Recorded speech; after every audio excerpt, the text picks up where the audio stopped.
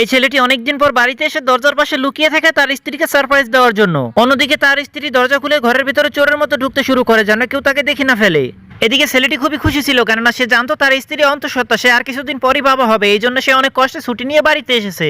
এদিকে মেয়েটি ঘরে ঢুকে তার স্বামীকে না দেখতে পেয়ে সে একটি বেলুন ফুলাতে শুরু করে। এটি দেখে ছেলেটি অবাক হয়ে যায় আর চিন্তা করে সে ঘরের ভিতরে চোরের মতো ঢুকে বেলুন কেন ফুলাচ্ছে। বেলুন ফুলানো হয়ে গেলে মেয়েটি তার ব্যাগ থেকে একটি বড় কাপড় বের করে, এরপরে তার মাথার নকল চুল খুলে ফেলে।